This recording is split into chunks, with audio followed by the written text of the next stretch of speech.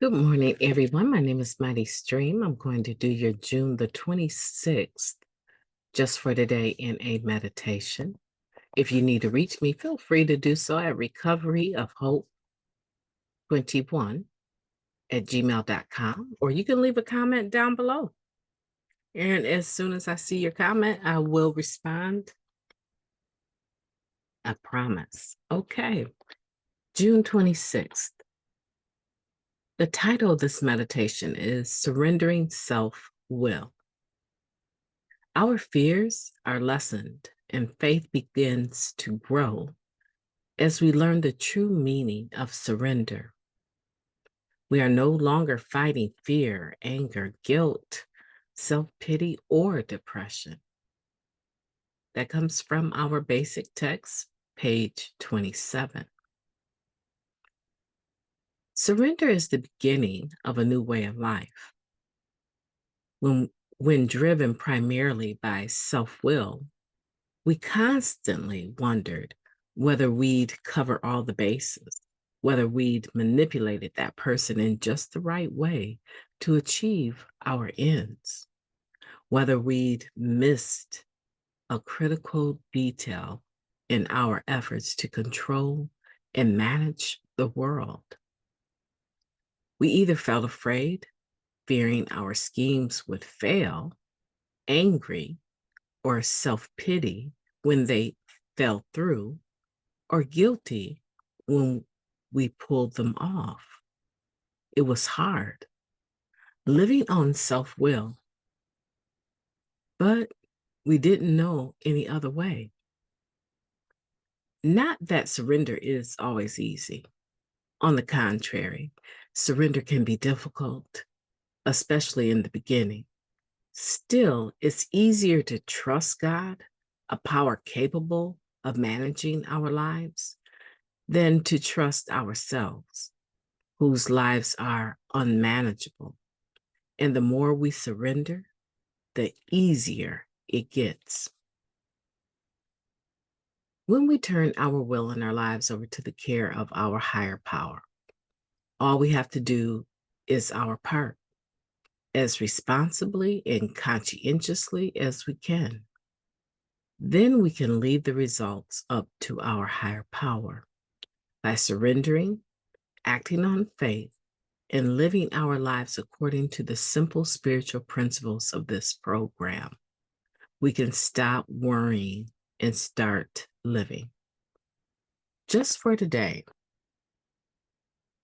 I will seek knowledge of God's will for me and the power to carry it out. I will leave the results in my higher power's hands. Let's take a moment of silence, family, followed by the we version of the Serenity Prayer. Moment of silence now, please.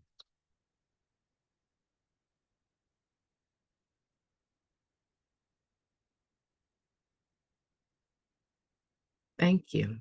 God, grant us the serenity to accept the things that we cannot change, the courage to change the things that we can, and the wisdom to know the difference. Just for today, please and thank you. I love this meditation. And I'm sure I've read it before. I've done the Just for Today's meditation for at least a year now. I'm sure I've read this before.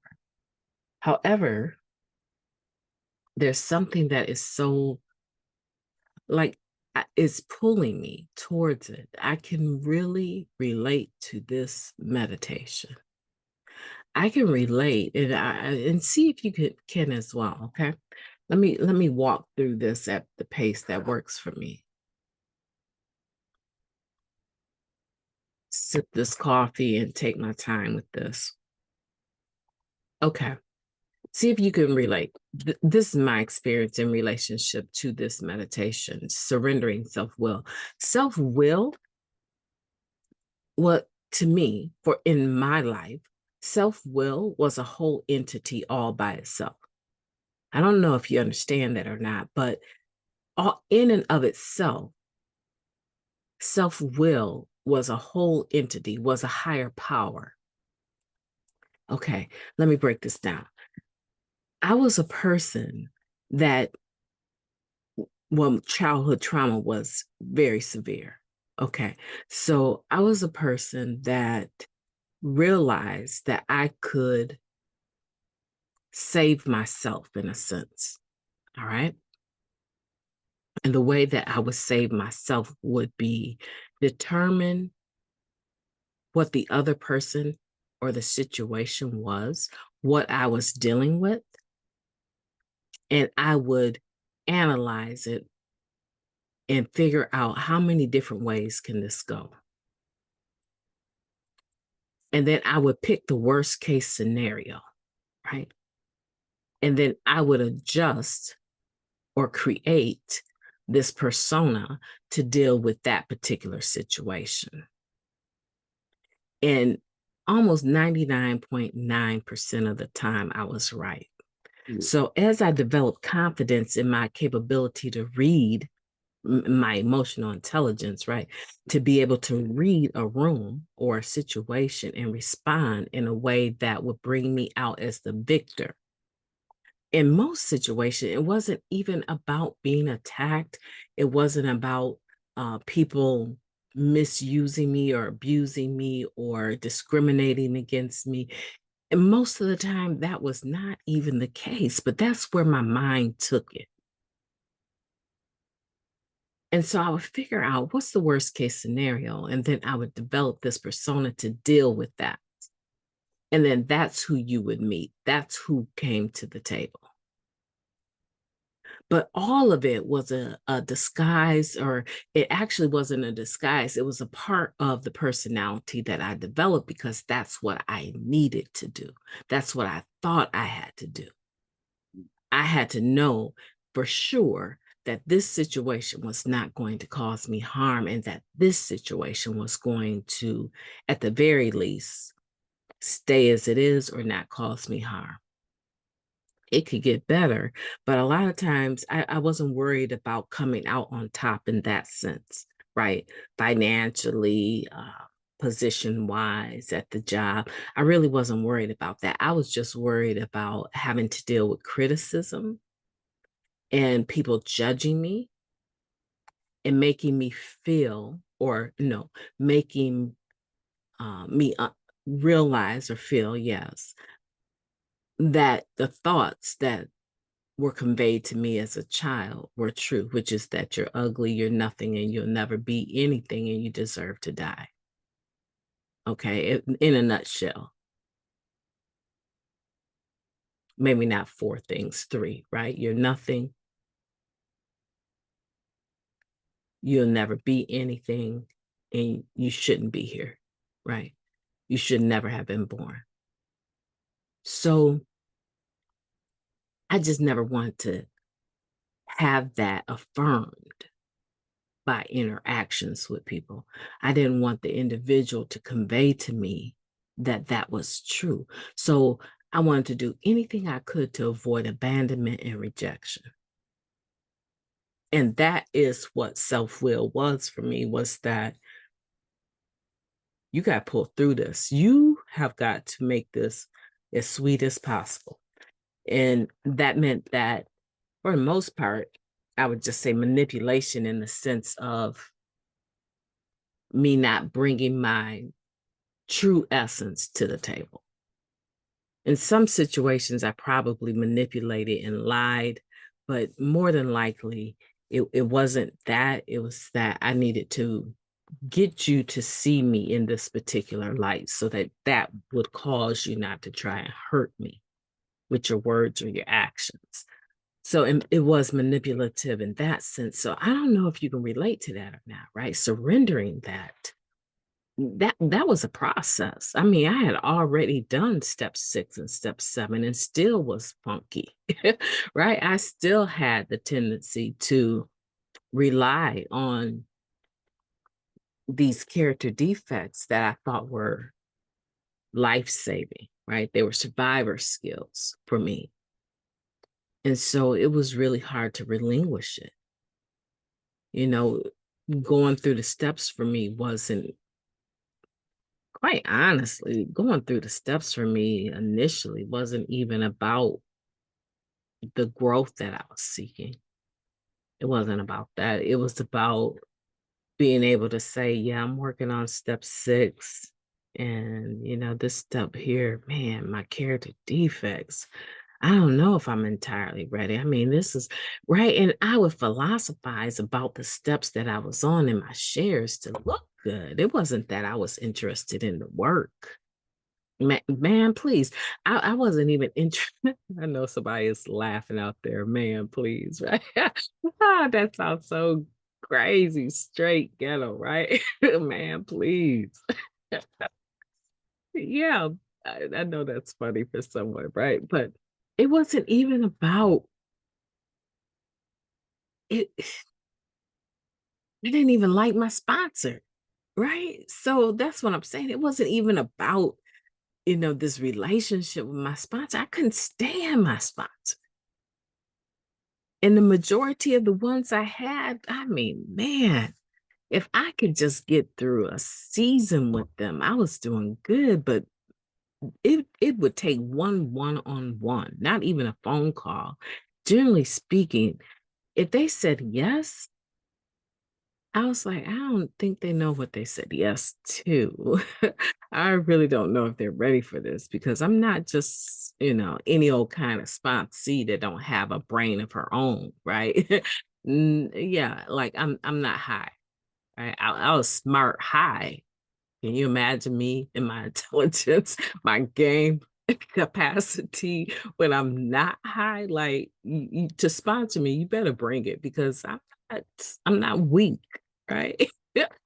So I didn't even like my sponsor most of the time, and there was very few of them that I did. That's why I would just get another one. Like, no,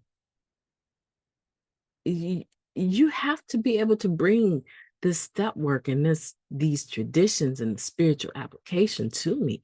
This is not a fireside chit chat, right? I'm not really trying to hang out with you like that. So it wasn't even about trying to impress or have a relationship with a sponsor. It was about being able to say I had done it. Right? I worshiped knowledge and I worshiped myself. I worshiped self will. I was a God unto myself, not to others necessarily, even though there were situations where I felt that um, my ability to help was miraculous in it of itself for someone else. But I was arrogant, but not arrogant like that. Right. So my help was genuine. But mostly it served myself. My will, my self will was a God unto myself. So now trying to say, okay, I'm back at step 3 again. Turn my will in my life. How many times had I spiritually relapsed? I can't even necessarily count how many times I had relapsed spiritually on this issue of having a God of my own understanding because I felt so betrayed and so left and so abandoned and so rejected in the circumstances of my birth. I don't know if I've even talked about that here, right? The circumstances of my birth were so jacked up, right? You know, I don't have a story that my mother was raped and kept me and we don't know who my father is. I don't have that story.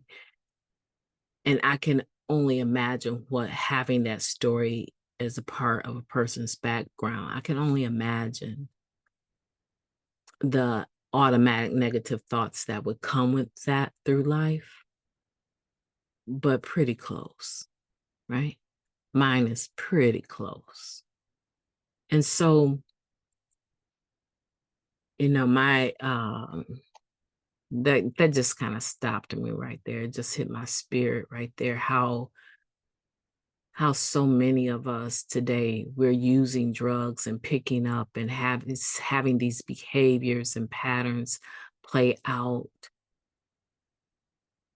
It's a direct result of that early childhood development, a direct result of the messages we received, in those first couple, 3 years of life.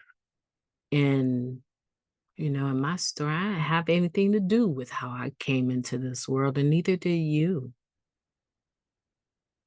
But the people that were raising us in our surroundings, how they responded to our presence sometimes became cemented in our being. And it just really breaks my heart that we struggle so deeply and we love so hard, and people don't really understand. People really don't understand that being an addict it's not by choice most of the time.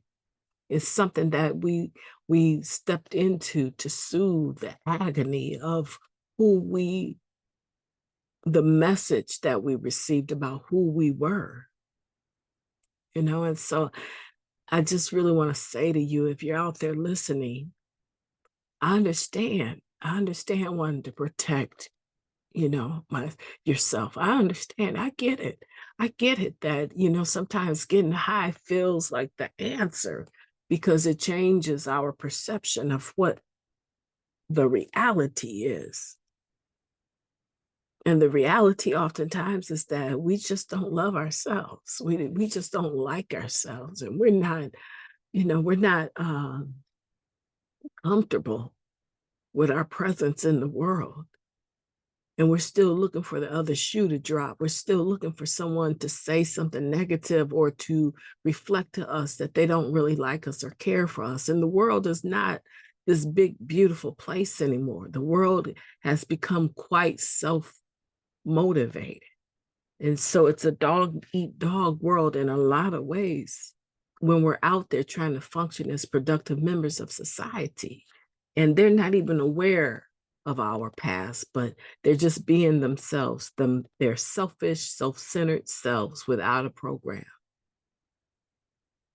And they have no clue about what they're doing to us or how we're perceiving the situation or what messages it triggers within us.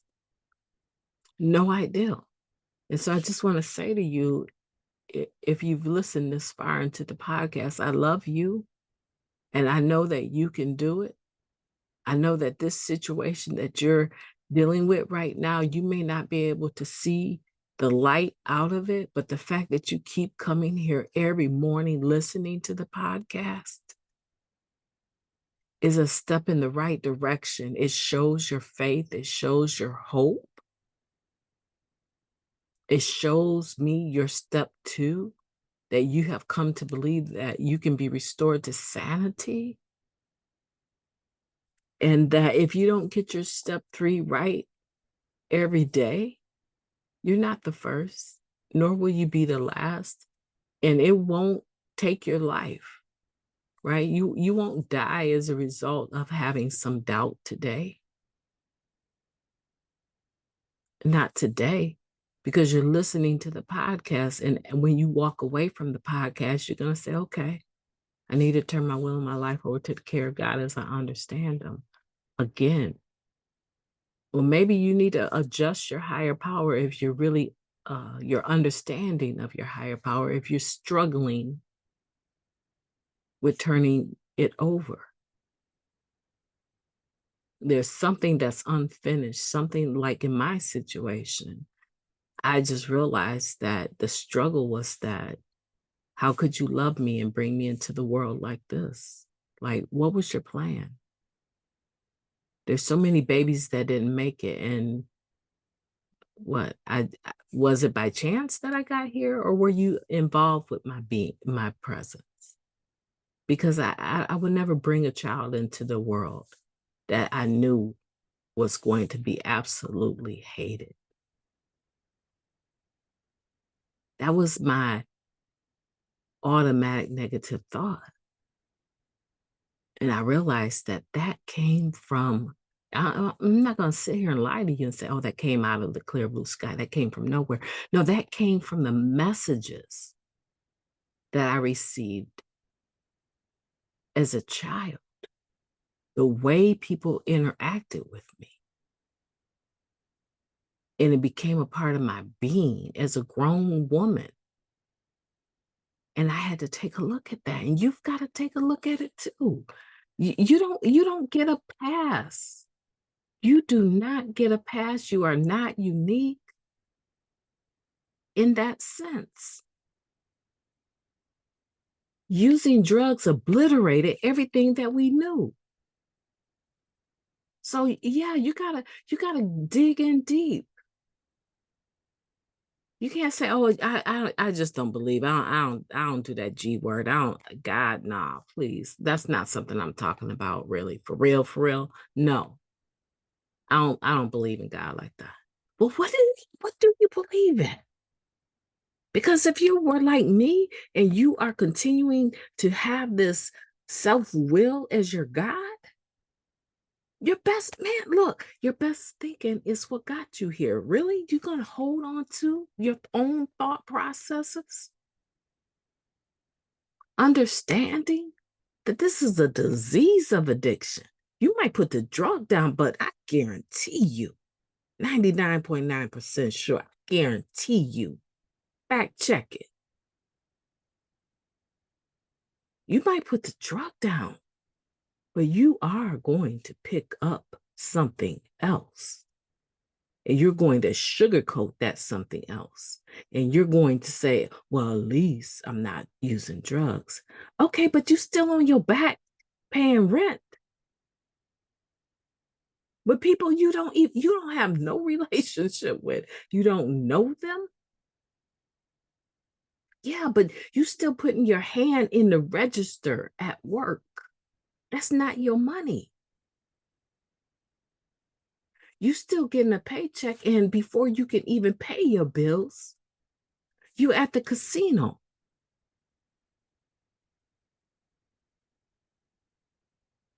You go to meetings, you not picking up drugs, but you picking up the newcomer.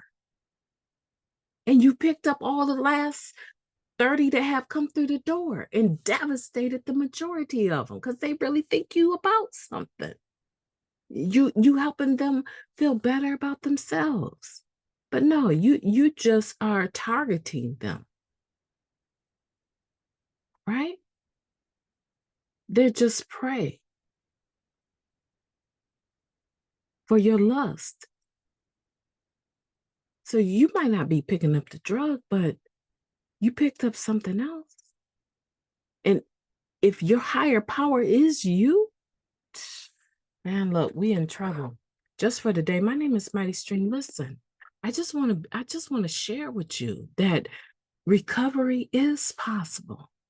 But we got to surrender self-will like completely. 100%. It served me absolutely. It served the purpose of making me think that I was better than I actually was.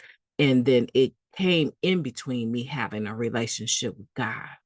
We got to move past that. We've got to move past that. This is not the season to be trying to get one more. People are falling dead at the first hit because most of the stuff is laced with fentanyl. And we don't even want to talk about trying. We don't even want to go there. This is not the season to take your self will back. This is the season to stick and stay, sit down, make sure you're working your process with your sponsor. We got to roll our sleeves up, folks, and get busy. My name is Mighty Stream. I've enjoyed talking to you today. I will post the next one here in a moment. Have a beautiful day on purpose. I most certainly intend to talk to you soon.